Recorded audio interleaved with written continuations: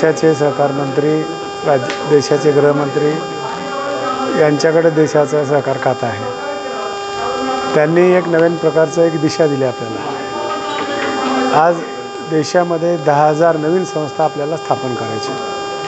24 ते 29 पर्यंत आपल्याला ह्या सगळ्या संस्था स्थापन करायच्या।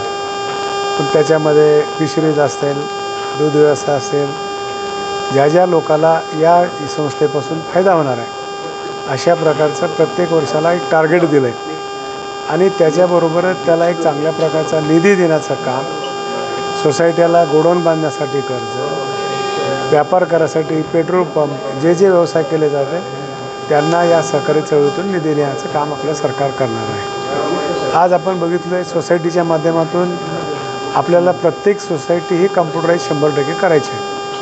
काही प्रमाणामध्ये झाल्या, महाराष्ट्रामध्ये रत्नागिरी जिल्हा मध्यवर्ती बँक 100% झाली, लातूर जिल्ह्यामध्ये बी काही झाल्या आणि त्या पद्धतीनं आपल्याला सगळ्या कम्प्युटराईज सोसायट्या करून पेपरलेस काम करायचं काम या ठिकाणी आपल्याला करायचं आहे। आणि ह्या चळवळीच्या माध्यमातून या राज्यातला सर्वसामान्य घटक आपल्याला कसं जोडता येईल, तरुणाच्या हाताला काम कसं देता येईल, स्वतःच्या पायावर कसं उभा राहता येईल, हा प्रयत्न या माध्यमातून आम्ही करणार आहोत।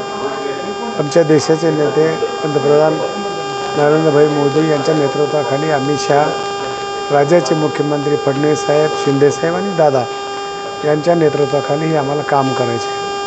अजितदादांनी त्यांना सहकारी चळवळीचा खूप त्यांना अनुभव आहे आणि त्यांनी मी केलेल्या कामाची नोंद घेऊन ही खात्याची जबाबदारी आमच्याकडे दिलेली आहे। निश्चितपणे आम्ही ही खातं सर्वसामान्यासाठी उपयोगाला कसं येईल याच्यासाठी आम्ही प्रयत्न करणार। लातूरसाठी झुकतं कसं असतं, जे काही करता येईल ते आपण देण्यासाठी तयार आहोत। ह्या गोष्टी बोलायच्या नसतात आणि करायच्या असतात। आपल्याला राज्यासाठी काम करायचं आणि त्याच्याबरोबर जिल्ह्याला तर देणारच आहोत ना आपण।